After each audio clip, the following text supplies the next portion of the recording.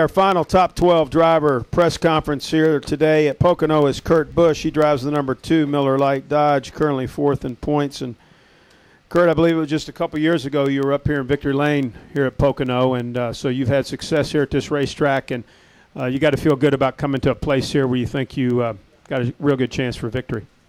Yeah, I've always looked forward to coming to Pocono.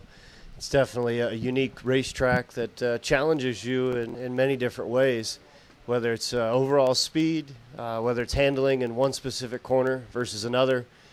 Just over the years, it seems like every time you come back, you want to say that turn 2 is more important than turn 3, or turn 1's more important than the other corners. And you're always battling yourself, trying to decide which is the most important corner. And it's a challenge. It leaves itself wide open, and usually a car that can maneuver around the 3 corners the best obviously has a shot at victory lane. And so it's you give and take, and you hope that you got the best package possible when the green flag drops Sunday morning. Questions for Kurt Busch? If you have one, raise your hand. Right here, Mike's got one. Go ahead. Mike Muller. Let's bring up the speeding thing on pit road now. What would your advice be after the Montoya thing? The speed limit was 55, but they give you 5 miles an hour, but they test you on the parade lap at 55, so you have to guess at 60. How do you look at that whole thing, and what would you like to see them do? I've been caught speeding hundreds of times on pit road and never got asked about it. I don't know why it's such a big issue right now for some other guy. There's pit road speed. You're supposed to stay under it. Don't go over it. There's a huge consequence when you're caught speeding on pit road. It's not worth it. There's a 5 mile an hour grace window, and you're supposed to use that at your discretion.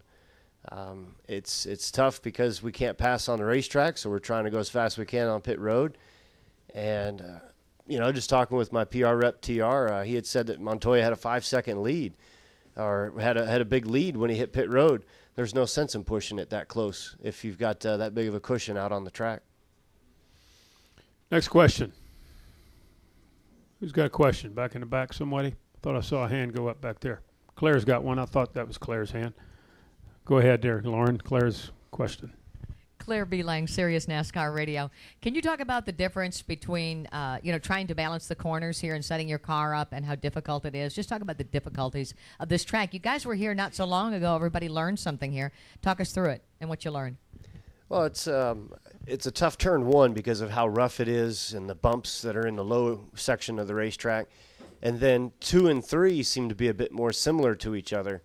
But yet turn 1 is surrounded by the 2 longest straightaways. And so it's really a unique challenge to try to find the right combination. And if your car's good in turn 1, you might not be so hot in 2 and 3. But then if your car's good in 2 and 3, turn 1's going to be a struggle. And with double file restarts, I feel like turn 1 is a little bit more important now, because that can help you get a run down the long pond straightaway to try to gain positions when everybody's bunched up together. So it's not necessarily working on the long run anymore. You have to have that short run balance as well with double file restarts. Other questions for Kurt? Right there. Go ahead. Kurt, do you like the way your team's performing right now, and is there any improvements you'd like to make heading into the chase? Well, I feel like we can always make improvements, whether it's finding some small secrets with downforce, whether it's the engine department can bring a little bit more power.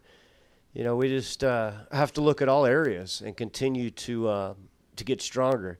You can't get complacent in this deal because guys will just drive right by you if you feel like you've got a good package. So we're definitely looking for more speed. Mainly just the handling of the car is where I feel like that we need to stay sharp on. We've had some good runs this year, led some laps. We've got some good tracks coming up. And so who knows? It'd be great to win before the chase starts to get those bonus points. But at the same time, consistency still pays dividends once you get into the final 10 races. And when you're consistent, those finishes will add up for you. Any other questions for Kurt? Right here. Reed Spencer with Sporting News. Kurt, last week Kyle fell out of the top 12 for the first time in a long time. I wanted to know if perhaps you had some brotherly advice for him to help him get turned around and head back in the right direction. I think he's got it all covered on his own. It seems like whether it's good or bad days, he's learning how to handle them better. And just the fact that when you're on the outside looking in, it really makes you dig deep and makes you think about how important this is to run consistent each week and to find the best speed that you can with your race car. And basically he's got to stay out of trouble. He's been finding trouble here and there, and that's been hurting his finishes. And when you have those week in and week out, yeah, you're going to be on the outside looking in. And so for him just to get back to square one, I think if he could focus more on the 18 Cup car instead of the Nationwide and the truck deal, that would help him in the long run. Anything else for Kurt? Great. Kurt, thanks for coming in. Good luck this weekend. Thank you. Appreciate it.